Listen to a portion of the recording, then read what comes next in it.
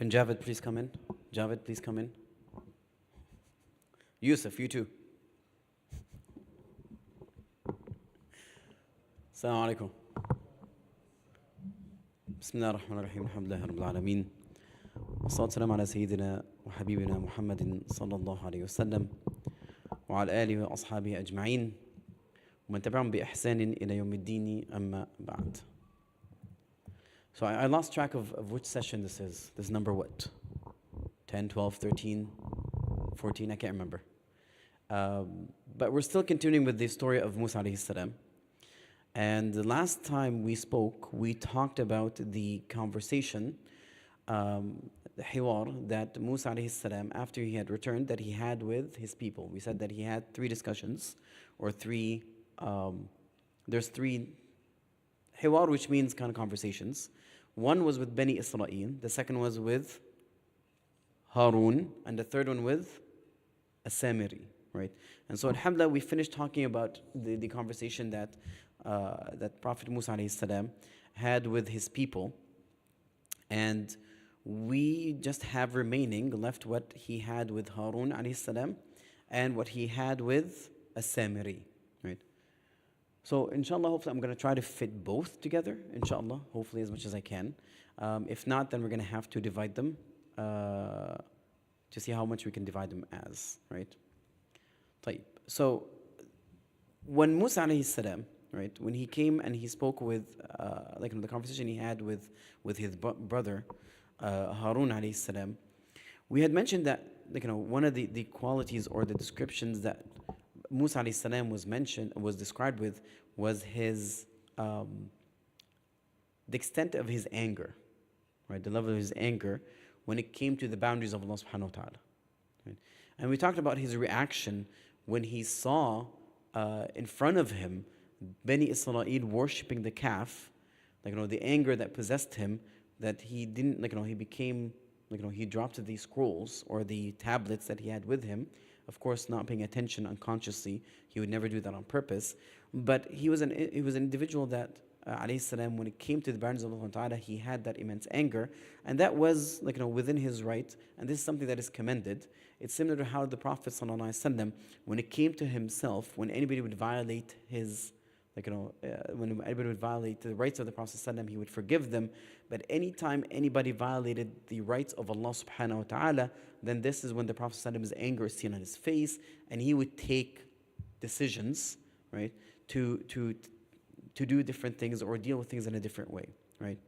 And so Allah subhanahu wa ta'ala, when he mentions in the Quran what initially happened, the initial interaction, when he saw his brother sitting there, so when he came and the people of Bani Israel were worshipping the calf and Harun was there, right? Allah subhanahu wa ta'ala describes in the Quran where he said, وَأَخَذَ بِرَأْسِ أَخِيهِ يَجُرُّهُ إِلَيْهِ. Right? When Musa alayhi salam, he took the head of his brother and he started pulling Harun towards him. Now, if you look at the books of tafsir, they seem the scholars have two inclinations about how they interpreted this, right? Two inclinations of how they interpreted this.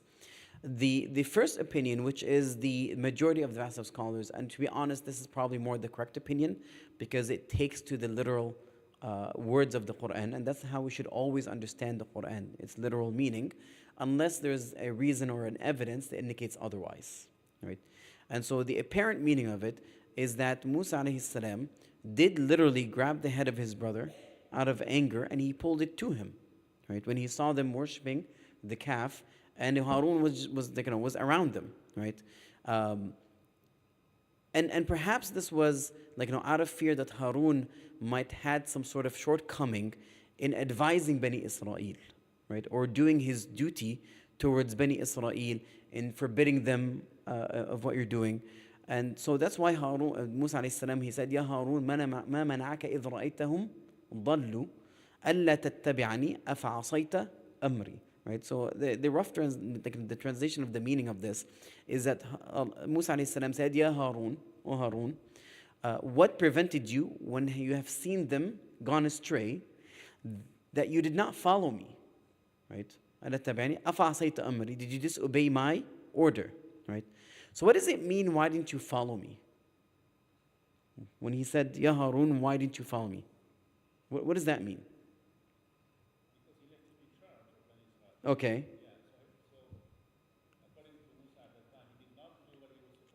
Which is what? But he cannot control them. So what do you mean, why don't you follow me? So it has one or two meanings that they kind of indicated, right? So either it meant that Musa's asking him, why didn't you essentially fight them over this? Which means, why don't you follow my lead in this matter, right? So that's one interpretation, is why didn't you fight them over this disbelief, right? The other meaning is that why don't you leave them and follow me to At-Tur? That's the second interpretation. Why don't you leave them and follow me to At-Tur, where Musa alayhi salam was? And so when Harun alayhi salam, right? So Prophet Musa alayhi salam, he told him, وَخْلُفْنِي فِي قَوْمِي, right? And take my place among my people. وَأَصْلِحْ وَلَا تَتَّبِعْ سَبِيلَ الْمُفْسِدِينَ, and don't follow the way of the wrongdoers, right? Or the ones that wreak havoc. Don't follow the way of the wrongdoers, the people who are not righteous. And so when he saw Harun with them, when Musa alayhi saw Harun with them, and they're worshipping the calf, he saw them, he sees Harun seeing them, and he's not doing anything. So he always, you have to understand, these thoughts go into somebody's mind. And so this is why he did. He kind of feared that, that Bani Israel, that Harun didn't advise them as much as he should have, right? Or why didn't he leave? So that's why he reacted this way. So when this happened, Harun's response to him, as mentioned in the Quran, he said, يَبْنَ أُمَّ لَا تَأْخُذْ بِلِحْيَتِي وَلَا بِرَأْسِي إِنَّ الْقَوْمَ, oh, he's another, وَلَا تُشْمِتْ بِيَ الْأَعْدَاء. So the other verse in the Quran is, قَالَ يَا ابْنَ إِنَّ الْقَوْمَ اسْتَضْعَفُونِي وَكَادُوا يَقْتُلُونَنِي فَلَا تُشْمِتْ بِيَ الْأَعْدَاء. So he said, يَبْنَ right? So he said, يَبْنَ which means the son of my mother. Right? He's son of my mother. Even though Harun is not just a son of his mother, he's son of his mother and father, right? He was a full sibling. He was not a half sibling. So he said, Yabna right? The son of my mother. The people have oppressed me, stad'afuni. So they took me as a person who's weak, and they oppressed me. وَكَادُوا يَقْتُلُونَنِي, right? They almost killed me. فَلَا تُشْمِتْ بِهِ الْأَعْدَاء. And so don't make the wrongdoers, or don't let the enemies rejoice over me, right? Rejoice over me. That's shamata.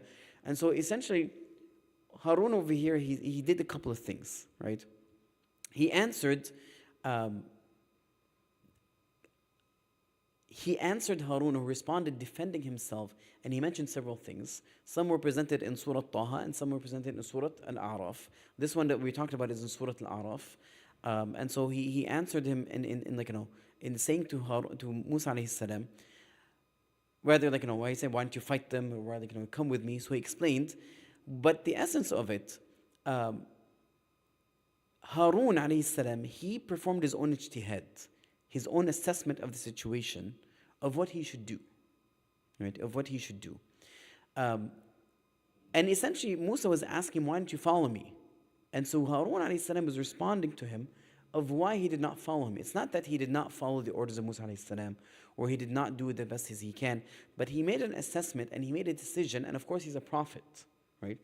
But the decision he made was obviously inclined to the nature of Harun. The nature of Musa alayhi salam was different than the nature of Harun alayhi salam. We're gonna come back to that, inshallah. But Harun, it's not that he did not do anything, right? While the people were worshipping the calf, right? Musa alayhi salam would have reacted differently than Harun. And this was, actually, let me talk about their nature over here. Both of them are infallible, right? Both prophets are infallible, right? Which means that the decisions they made were probably the correct decision, and it's different ways to address different things. Yes? He definitely did. He definitely did. And this is why the people of Bani Israel, as I mentioned, they feared Musa alayhi salam. They would never violate Musa's orders, but they violated the orders of Harun. And the minute that Musa left, this is when they decided that it's okay to worship even though Harun, he would tell them, يَا قَوْمِ إِنَّمَا فُتِنْتُمْ بِهِ. Now Harun told them, like he forbid them from evil. He told them, what are you doing? Right? This is a test. You've been tested. You've been deceived. Right? That a Samiri had deceived you with this, with this fitna, with this calf. إِنَّمَا فُتِنْتُمْ بِهِ إِنَّ رَبَّكُمْ وَإِنَّ رَبَّكُمُ الرَّحْمَنُ فَاتَّبِعُونِي وَأَطِيعُوا أَمْرِي. Verily your Lord is the most merciful, and so follow me and follow my order. So Harun, he did what he's supposed to do, right? And so, but if you notice, how he spoke to them, right? Ya qawm, right? He said, oh my people. When he speaks to them, he's speaking in a very gentle way, right? In a very gentle way, but he did advise them. He forbid what's evil and ordered what is good. So, and by the way, as if also Harun was kind of telling them, he was kind of indicating to them, right? After Musa had left immediately, you disbelieved, right? Don't you see what you're doing type of deal? And he used the word Ar-Rahman specifically, the most merciful, right? So he's telling them pay attention to Allah subhanahu wa ta'ala, not to Musa alayhi salam. Musa alayhi salam, if Musa alayhi salam left, Allah subhanahu wa ta'ala does not leave, right? إِنَّمَا رَبَّكُمُ الرَّحْمَنُ وَإِنَّ رَبَّكُمُ الرَّحْمَنُ فَاتَّبِعُونِي. Right? Your Lord is the most merciful. And so it's a very interesting way, and it's a very, obviously, the prophetic way of to do things is that you don't attach yourself, or the message doesn't end with the prophet. Right? The message continues even after the prophet. And this is something very similar to what Abu Bakr as-Siddiq had done, by the way.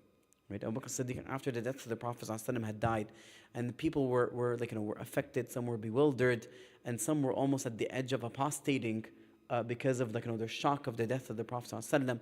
And so the Prophet ﷺ, Abu Bakr as-Siddiq, he stood up and he said, whomever worships Muhammad, then Muhammad had died, and whomever worships Allah, then Allah remains.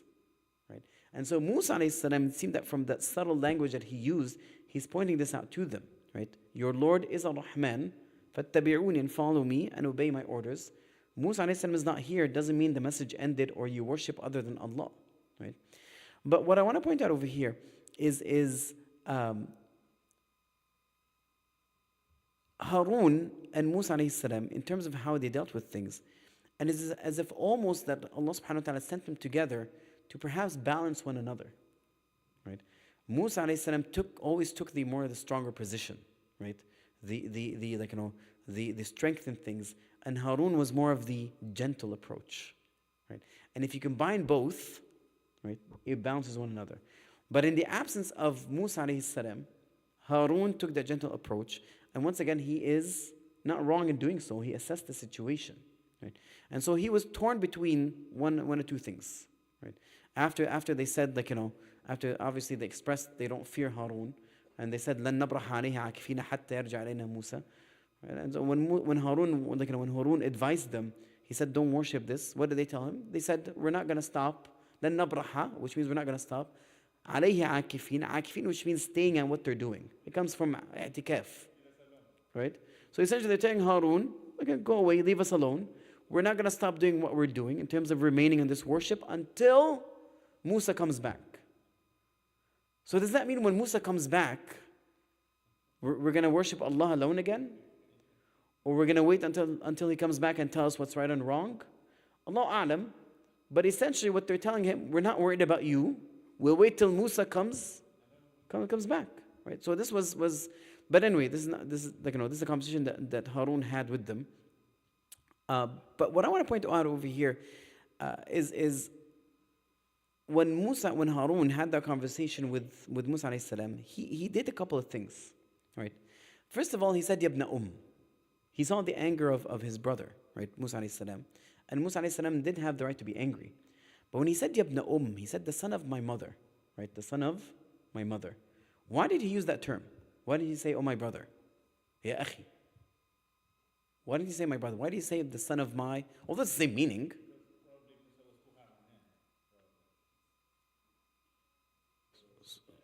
Compassion, right? He's reminding them out of the most gentle, so it's more of a compassion thing. Yabna it's more, it drives a bit of compassion. And so that's what he did. And then he clarified what he did. Right? Why he did that position, he's clarifying to him. He said, إِنِّي خَشِيتَ أَن تَقُولَ فَرَقْتَ بَيْنَ بَنِي إِسْرَائِيل وَلَمْ تَرْقُبْ قَوْلِي. Right? He said, I feared that you would say, so that's one of the reasons they would say. So he gave them several reasons. One, that the people took him weak. Right? قَوْمَ اسْتَضْعَفُونِي وَكَادُوا يَقْتُلُونَنِي, and they almost killed me. All right, good. When you forbid what is evil and order what is good, is there a limit to it? Should you do it even if your life is in danger? So when you forbid what is evil, you say, don't do this. Right? Is there a limit to that? So which means if your life is threatened, should you still engage in that? The answer is no. Right? There's a priority. Sharia came to preserve 65 or 6 things. The most important thing it came to preserve was your faith, followed by human life. Okay? Right after that, human life, followed by intellect, followed by honor. The last thing, honor lineage, and followed by the last thing is wealth. That's why you can sacrifice your wealth for your religion, for your life, for your honor, right? For your intellect. That's right. Does that make sense? طيب. And so your religion over here is the most important thing, and you need to forbid what is evil, but also Allah, our religion preserves life. Forbidding what is evil, if it's going to lead to you sacrificing your life, it's okay to leave it. And so over here, when Harun was being threatened, his life was being threatened, كَادُوا يَقْتُلُونَنِي, they almost killed me. It's not like an empty threat. It was a reality that's going to happen. And so Harun was explaining to his brother, right, استضعفوني, they took me as weak and they oppressed me, and they almost killed me. طيب.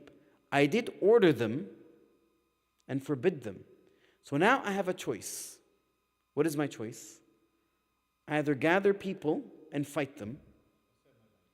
Right? No, you still, there's a war that's going to happen, right? A civil war, essentially. But what's going to happen when the civil war happens?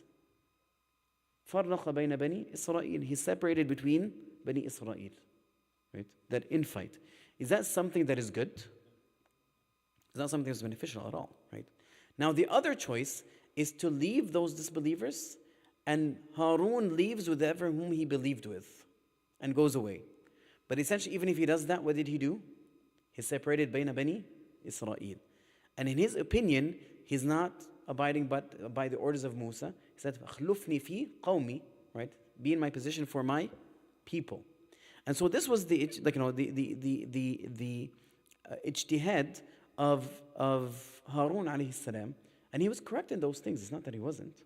Was there a better approach, perhaps? Right? Musa alayhi salam would have willed to fight them over it.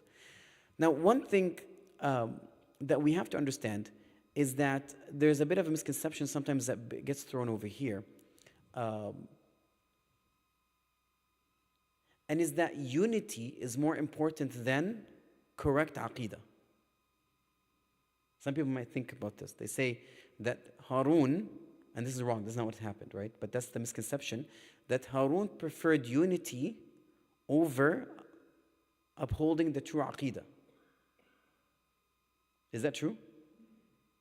No, that's not what happened, right? We should never do that. Because a lot of times, what happens is, as we say, people, we should not talk about belief system, and it's okay to let go of certain things. The most important thing is the unity of the ummah. But it's not what Harun, by the way, did. Do you remember? We mentioned verses that Harun told them, right? What you're doing is wrong. He never did that. But there's also a limit that he's gonna, he's gonna be killed. And so he stayed in there, still forbidding what is evil as much as he can. And he's, perhaps that he could guide them, and he stayed with them. So Harun didn't sacrifice religion for unity. He didn't do that. That's a misconception, right? But anyway, so the ijtihad of Harun was to wait until Musa had come later on. Many of the scholars comment that, that Musa alayhi salam's approach of actually waging war on this matter would probably have been the more stronger position, Wallahu a'lam, but nonetheless, those are different means based on ijtihad, and Allah subhanahu wa ta'ala did not mention which one is more right. and both of them are infallible. Allah A'lam. Yes.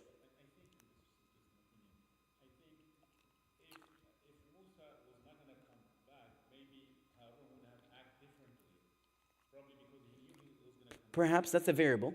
That's a variable. Perhaps that's one of the other things that he would have been waited for until Musa comes back because he knows he's going to come back, right? It's no, but that's not what Harun had done. So the question is so over here the Sheikh is saying that perhaps his reaction was because he knew Musa was coming back, and that is true. That's a possibility, right? That is true. Jazakumullah khair. طيب, so that is the conversation. Yes.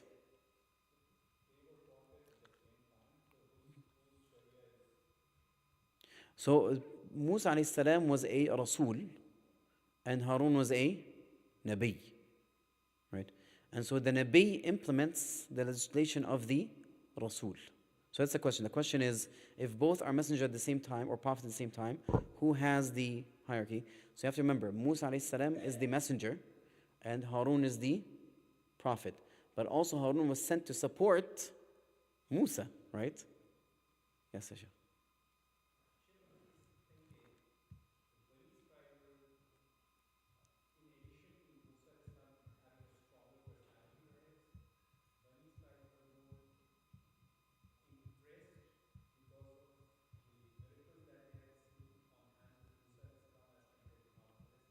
Well, impressed or not, so if they truly were impressed, would they associate with Allah?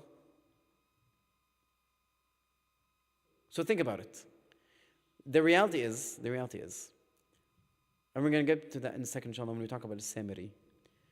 So the question over here he had is that the people Bani Israel, they might have had more reverence to Musa because they saw the miracles from Musa, right? But if that is true, how would they request an idol to worship, and why would they leave the Lord of Musa who created these miracles in the first place? So there's a bit of a conflict in that argument.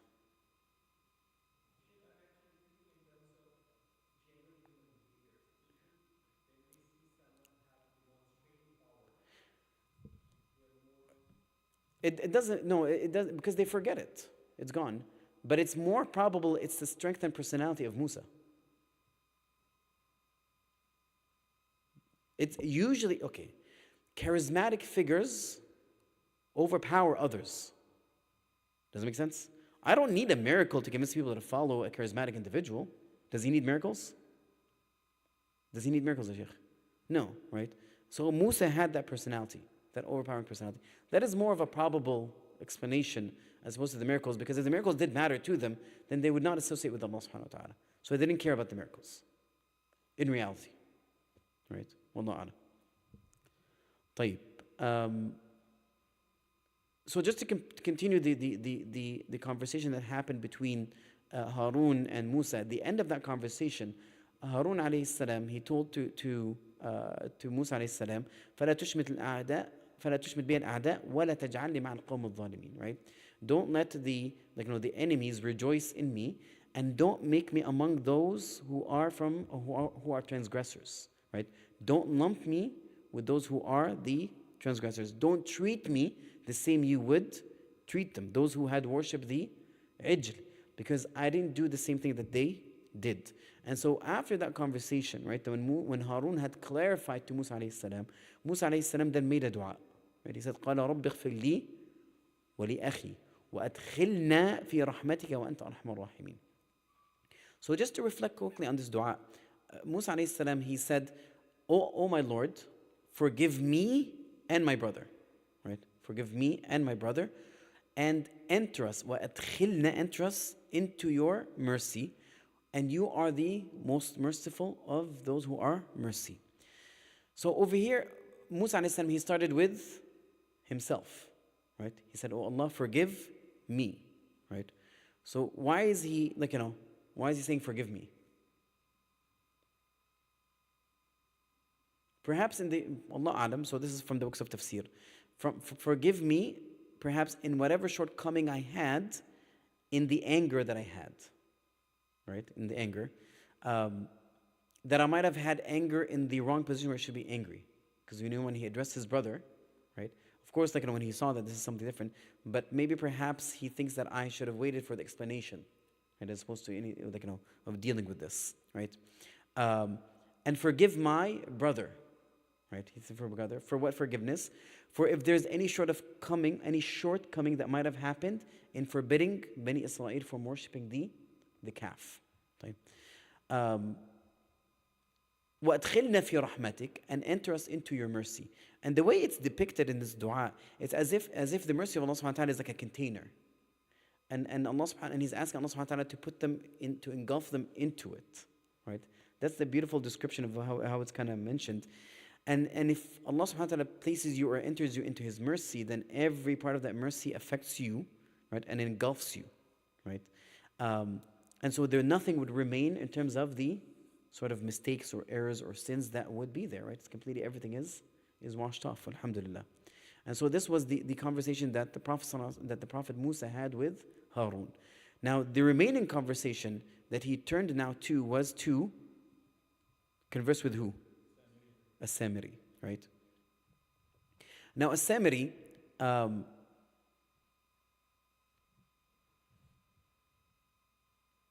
when Harun was talking to when he was, do you guys remember when he was advising Bani Israel, he told them, إِنَّمَا إِلَهَكُمُ اللَّهُ الَّذِي لَا إِلَهَ إِلَّا هُ, right? وَسَعَ كُلَّ شَيْءٍ عِلْمًا. Actually, that's Musa alayhi salam. طيب.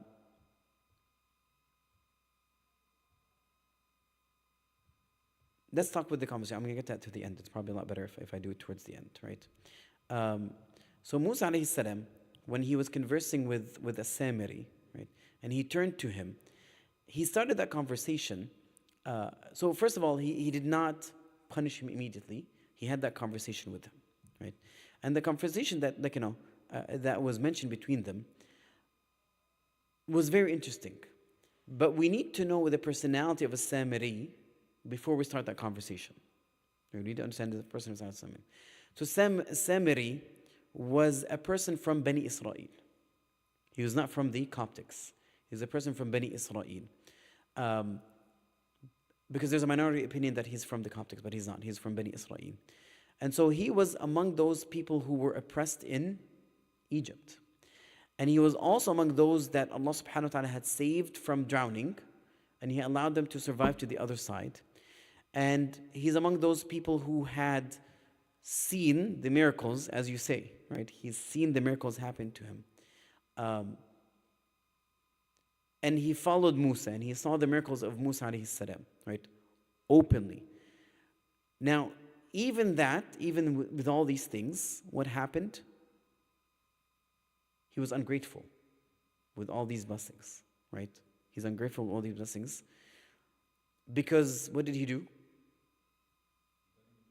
He got into disbelief. Right. Now, the second thing is that this individual is what's considered, like, in Arabic language, Allah subhanahu wa ta'ala described him, right? He's mufsid mudil, right? Mufsid mudil. Mufsid is a person who ruins things, who corrupts things. Mudil is who leads others astray. So it's not just he himself is astray, but he also leads others to that wrong path. That's one thing about him, right? Because Allah subhanahu wa ta'ala said, وَأَضَلَّهُمْ السَّامِرِي. He told Musa alayhi salam that as-Samiri led them astray. So he's a person that leads other to the wrong path. So essentially, he's a person who also has a leader personality, right? So this is a person who, one from the Uqbat, he's seen all the good things, the miracles of the Prophet Musa alayhi salam, but he was so ungrateful, right? He did not express gratitude. He disbelieved in Allah subhanahu wa ta'ala. And two, he's an individual that leads others astray. The third is a person who, he's like, in himself, he has like it's called a nafs khabitha, right? Nafs khabitha, which is like a foul or a corrupt self. Because when we get this from when he was talking to Musa alayhi salam and explaining why I did this, he said, وَكَذَلِكَ سَوَرَتْ لِي نَفْسِي, right? And this is how my nafs led me. So in himself, he has some sort of his self is corrupted, right? And so, which means that he follows his desires. He's an individual that follows his desires. And perhaps his desire was that he wanted to, as they say, like, take the position of Musa alayhi salam. Take the position or parallel Musa alayhi salam in his position, leadership in Bani Israel, right? And so the fourth one is that fourth thing about Samiri is that he's a person who has knowledge, expertise in something, right? So he's smart, but also as like the Quran described him specifically. When we look at the verses, when we compile them, we're gonna look at it. But he's not a normal individual, right? This is an individual he's very smart and talented, because he's the one that fashioned the calf for them, but he fashioned it in such a way that is so unique that it actually would produce sound as wind travel through it, right? So this is a person who's very, very talented, right? And it shows that how smart he is. Yes. Yes. Yes, Samiri. That's his real name. طيب.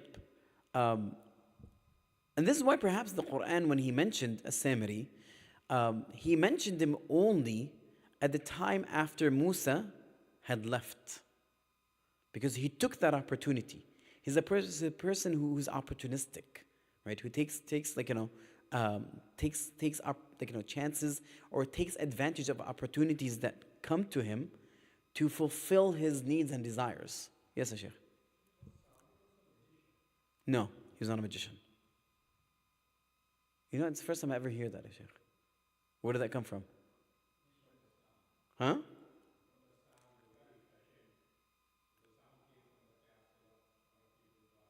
No.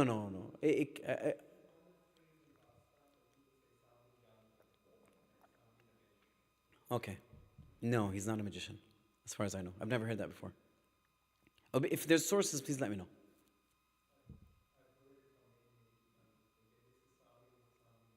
I don't care about people, Sheikh.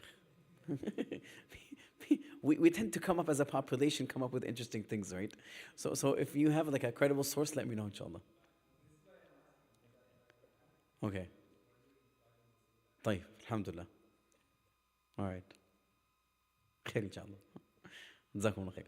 طيب. When Allah subhanahu wa ta'ala described the Samiri, he described him after Musa had left, to indicate that this is a person who's an opportunistic individual. Like, he's very smart, he's conniving, right? He plans and he schemes, right? And before that, there was no presence to a Samiri. The Quran never mentioned anything about the Samiri whatsoever, right?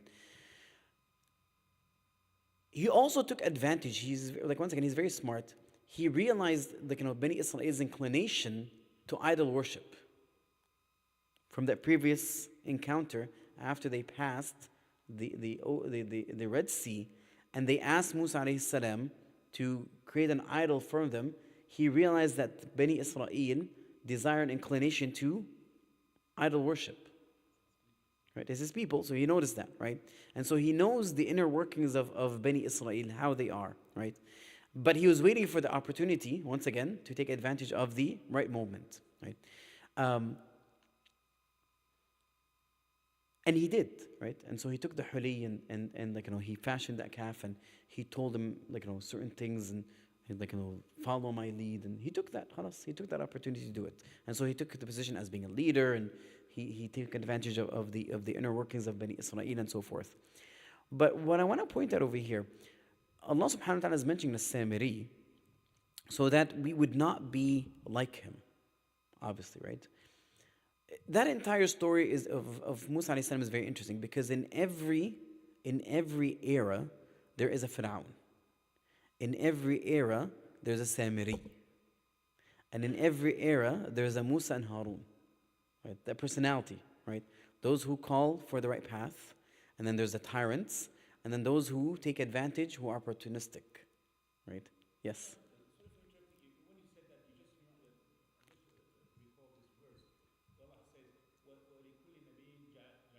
شرعة ومنهاجا. عدوا من بني. What do you mean? Yes. Yeah. And for every prophet we made enemy from the mujrimeen, the wrongdoers. طيب. But once again, this is like a very foul, like this individual has like a very rotten nafs, right? Very rotten soul that desires certain corruptions, right? That are opportunistic and take advantage of certain things. We should never be like that. But it's also important for us to understand their ways. That's why the Quran presented to us. We need to understand like Fir'aun and his ways, and Samiri and his ways, so with that we learn how to interact with them, right? And be careful of how they take advantage of things or how they do things, so to be able to deal with them in the best way possible, right? And as Muslims, like as believers, we should be very careful of that. That's why the Prophet ﷺ, for example, said, لا يلدغ المؤمن من حجر مرتين من جحر مرتين, that the believer is never stung from the same juhr. Juhr is a hole where the insect or the snake is in. Like the believer is never stung from the same hole twice. Right? We should be very careful, right? We're meant to be very intelligent and have insight, right? طيب. As-Samiri, right? And I'm going to mention the verses of the conversation of Musa alayhi salam with the Samiri. He said, فَمَا خَطْبُكَ يَا Samiri, right? فَمَا خَطْبُكَ يَا Samiri قَالَ بَصُرْتُ بِمَا لَمْ يَبْصُرُوا بِهِ فقبضت قبضة من أثر الرسول فنبذتها وكذلك سولت لي نفسي قال فاذهب فإن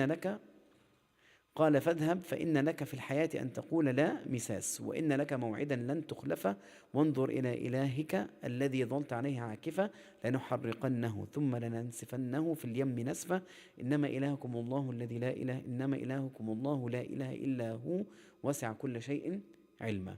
And so the meaning is this, that I'm going to take it portion by portion.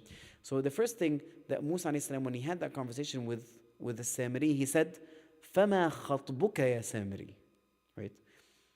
He didn't say, so al-khatb over here in the Arabic language, al-khatb has to do when something is of like significance, of danger, of importance, something really bad.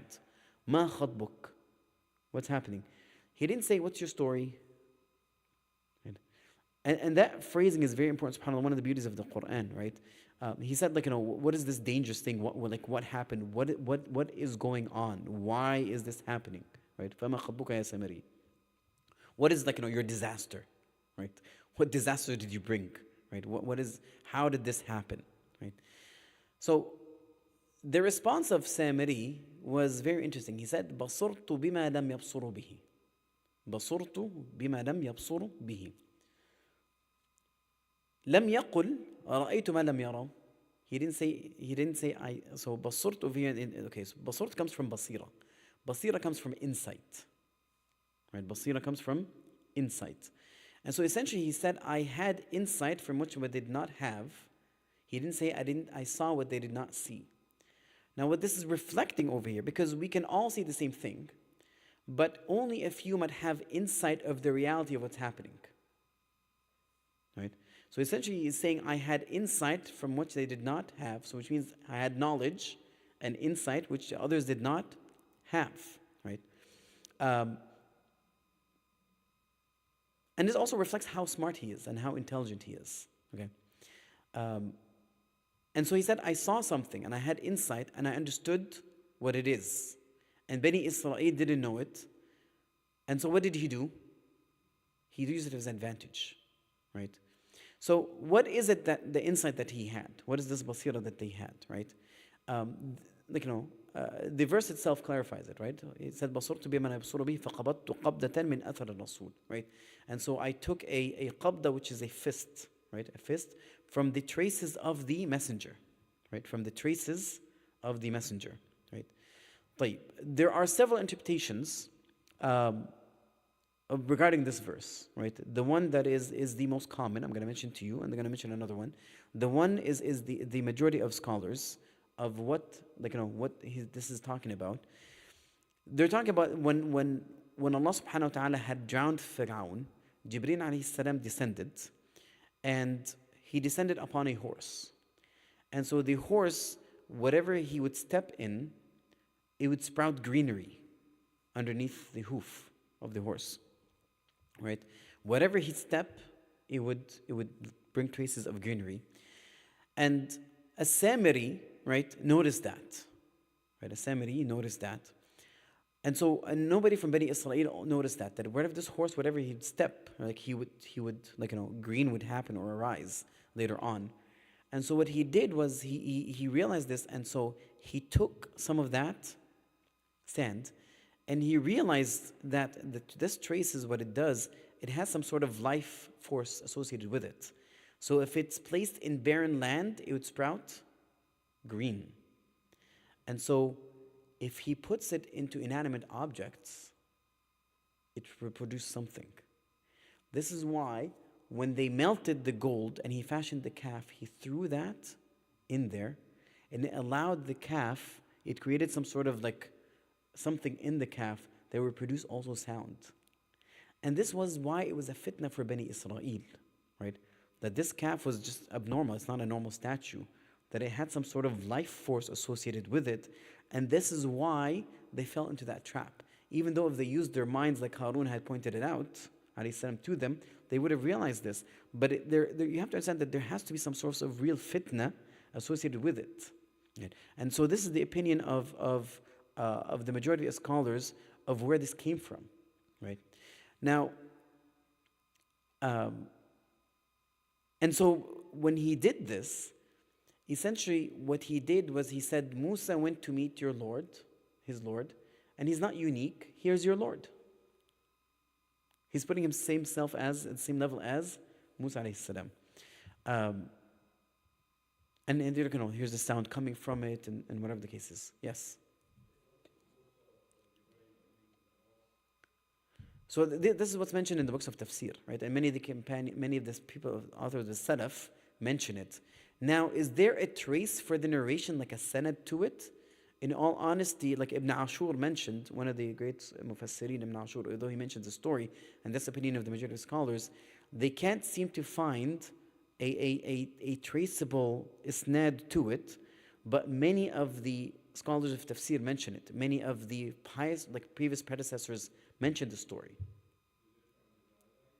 It is not from the Israelites because it's not in their books. It's not in their books. So where did it come from? Originally, Allah Alam, right? But it's mentioned in the story. But the wordings of the Quran, right, fall along with it because it's talking about taking traces from the messenger. And so this messenger is Jibreel alayhi salam, right? And he threw it in there and it resulted into that. So they're just kind of filling in the remainder of that. So that is one opinion. Now, the other opinion, which is more of a metaphorical interpretation, right? This is the minority opinion, and honestly, the majority of scholars will lean to the first opinion, and probably that is the more correct. But over here, it's called majaz. Majaz, which is more of a metaphorical interpretation, that these terms indicate something, right? And so over here, we're going to change the meaning. So he said, "Basartu bima la yabsuru bihi." Basira over here, insight. It's not just seeing and I had knowledge or insight of what was going on. It is more of basira over here means knowledge. So essentially, he said, I've learned something nobody from Bani Israel had learned. So over here, ibsar, which means that knowledge. So I've attained knowledge, then Bani Israel did not have, right? وَقَبَضْتُ قَبْضَةً مِنْ أَثَرِ الرَّسُولِ. And I took some traces of the tracer of the messenger. The messenger over here is Musa alayhi salam and Harun, and the traces of that knowledge, right? Because knowledge sometimes is referred to as athar. That's why in the books of hadith, for example, they said athar an nabi, right? Athar, which is remaining knowledge, or athar, narrations from the Prophet sallallahu alaihi wasallam. And so over here they translated athar as remaining knowledge from Musa's sharia and Harun's sharia. So he said, I took some of that, qabattu, some of that knowledge, and I knew things that Bani Israel did not know. فَقَذَفْتُهَا, right? فَنَبَثْتُهَا, which means I left it. So he's saying that it means that I left those teachings. I apostated. I left it. I ignored them. I don't see those teachings, right? وَكَذَلِكَ سَوَلَتْنِي نَفْسِي. This is how my nafs had led me, right? And so that's the other interpretation of it. But once again, the majority of scholars lean towards the other interpretation, right? But nonetheless, if you look at this individual, he did have some sort of a corrupt, aspect about him. So how did Musa alayhi salam punish him, right? He didn't punish him by, because he did apostate essentially. He didn't, prescribe some sort of a penal code punishment and kill him, for example. What he did was he said something else. He said, قال فاذهب فإن لك في الحياة أن تقول لا مساس. Right? So this was a bit more of a severe punishment. So essentially what Musa alayhi salam did, he isolated him from the community. Right? He isolated him from the community to be a person that is never desired, nor could be approached. Right? That is never loved, that is always isolated, can never sit with other individuals. Because he was afflicted with something that nobody can touch him. It would be severe pain. So whenever he would be with other people, he would scream, don't touch me, don't touch me. And so naturally, anytime he interacts with people and he does that, people would leave him, right?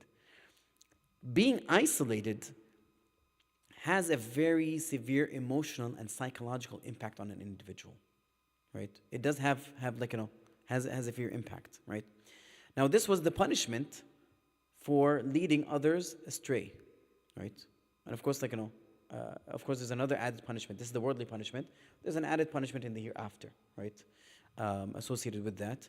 فَإِنَّ لَكَ مَوْعِدًا لَن تُخْلَفَ. Right? You have an appointment that you will never be, that will not be violated. It will happen, which is the day of judgment, right?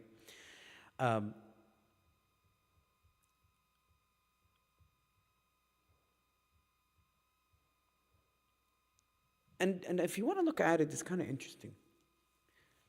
So similar how he wanted to lead people away from Allah, his punishment was, so he wanted people to gather around him, right? To have that, that rule, that position, and gather people around him. So Allah subhanahu wa ta'ala punished him with the opposite of it. Right? Punished him with the opposite of it. Wallahu a'lam. طيب. Now, in addition to that, Musa alayhi salam wanted to what's the word I'm looking for? Yudhil, humiliate. Humiliate that idol that he worshipped. Humiliated the teachings of Samiri, right? And so he said, وَانْظُرْ إِلَى إِلَهِكَ. Look at your Lord, your deity, right? الَّذِي ظَلْتَ عَلَيْهِ عَكِفًا, that you remained upon worshipping. I'm going to show you what I'm going to do to him. He said, لَنُحَرِّقَنَّهُ ثُمَّ لَنَنْسِفَنَّهُ فِي الْيَمِّ نَسْفًا. Right? لَنُحَرِّقَنَّهُ, which means we're going to melt him down, essentially. Right? We're going to destroy him, demolish him. And then we're going to spread whatever there remains into the water. That proves, obviously, that there is not a God or a deity. Because what deity cannot protect itself? So it's more of a humiliating Samiri and his teaching and his idol. Right? And in the end, and this was the, and then Musa alayhi salam pointed out, he said, إِنَّمَا إِلَهُكُمْ, verily your Lord, your deity, إِلَهُكُمْ إِلَهٌ وَاحِدٌ, is only one Lord. إِنَّمَا إِلَهُكُمُ اللَّهُ, right? Very your Lord or your deity is Allah, الَّذِي لَا إِلَهَ إِلَّا هُ, that there's no deity but Him, وَسِعَ كُلَّ شَيْءٍ عِلْمًا. And so Allah subhanahu wa ta'ala described Allah subhanahu wa ta'ala with two main features that only belong to Allah subhanahu wa ta'ala, that He is the only deity, right?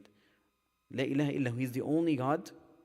You specify worship to Him, and that Allah's knowledge encompasses everything, right? And that is the end of that conversation with Musa alayhi salam, with his people. Yes, Shaykh.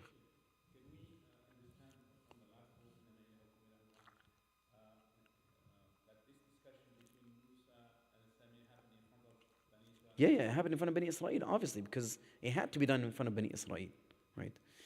طيب. I think that's enough for today, inshallah. I'm trying to keep things low-key, inshallah. So we'll stop here. Now the next portion of this, inshallah, would be talking about the tawbah, right? Tawbah of Bani Israel and its price. Because obviously they have worshipped the calf. And so there had to be some sort of a tawbah, right? Or punishment associated with it. We're going to take a look at that, inshallah, next week. And maybe perhaps also in the demand of some of the demands that Bani Israel had made to Musa alayhi salam, right? So if we have time, inshallah. What is next week? Next week is the 14th. No, we're good. We're good, inshallah. Sorry? It will be the 15th of Sha'ban. It will be 16th night, right, of Sha'ban. جزاكم الله خير. سبحانك اللهم وبحمدك أستغفرك وأتوب إليك. We have, where's the Sheikh? Where's the, oh, we're missing Siraj, ya Sheikh. طيب. We got some chai at the back. Jazakumullah khair.